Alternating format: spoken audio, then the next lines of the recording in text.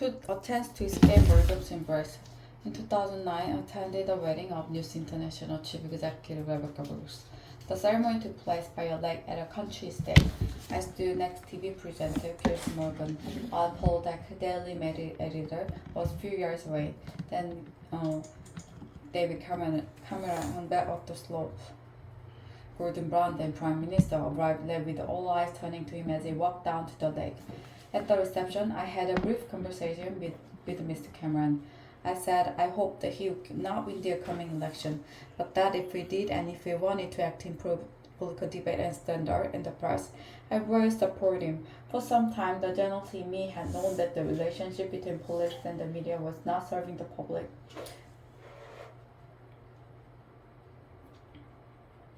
But it was my first-hand experience of this developing culture of abuse and negativity that convinced me Britain's press and 24-hour news were making it more difficult for elected leader to govern. It's got worse, hasn't it? He said. I replied that he would be a much stronger prime minister were he to take office, not feeling he owed anything to the big media groups. At that point, Mr. Murdoch joined us, and we changed the subject.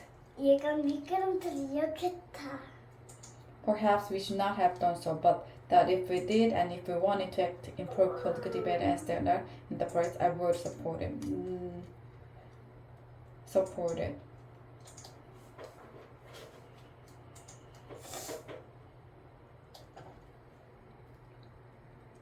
For some time, journalists in me had known that the relationship between politics and the media was not serving the public.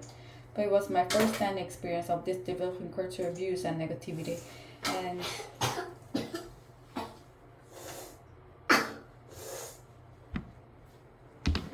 that convinced me Britain's press and 24-hour news were making it more difficult for elected leader to govern.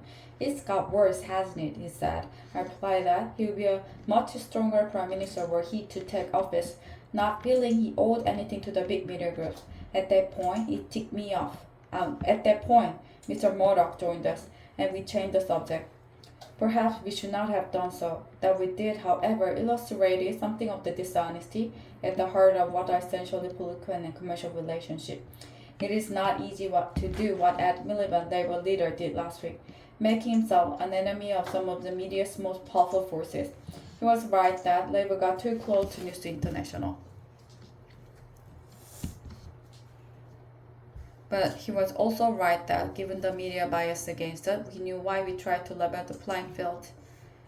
In my own defense, and as my diary show, argued for some years with Tony Blair that we need to act on the culture of our media. At one point, ticked me off, asking that I not make views so obvious in front of Mr. Murdoch, his son James, and Les Hinton, then chief executive of News International. Ultimately, Mr. Blair thought the press had become a problem. But that given our the priority, people would not understand our taking them on. He also thought it would look like revenge for the fact they had turned against us. And there are political considerations too. Trying to govern and win election is hard enough without the press being against you. Except that for all of us, at times media support was something we created at the expense of positions or principle on media issues. But that trap has now been sprung. The latest revelation has forced the police, News International, and the government to act.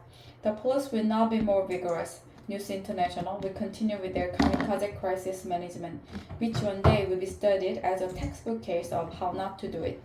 But the most important developments are the Prime Minister drew inquiries into press practices and a new system of regulation. These mean we now have once-in-a-generation opportunity for new settlement between politics, the media, and the public. Nobody can argue that we have the press we deserve. Pressured by technological change, a dominant strain of Britain's media has gone into a spiral of decline, in which this scandal is only the most dramatic development.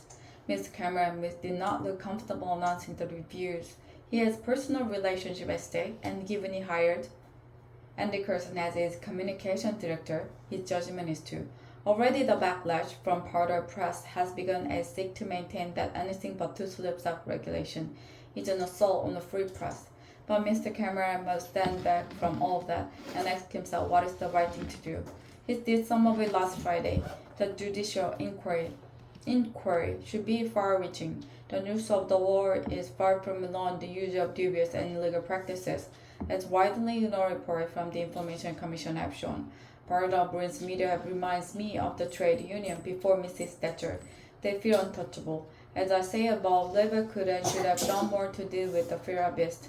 But just as the MP's expenses scandal emerged from the failure of Mrs. Thatcher's government to tackle MP salaries, so the system by which she showered honors on editors and owners, a practice to which it put an end, with a rule that no serving editor to be honored, means to have something to answer for. Whatever the past, it is Mr. Cameron who must lead the country to a better place. Mr. Miliband has shown himself capable of playing a good and principled part, so should the public. Ultimately, political debate will only improve if the public want it to. If they channel the anger at recent events into an assessment of what kind of paper they read, whether they really want to live on a diet of celebrity, trivia, negativity, and abuse, to coin a phrase, we are all in this together.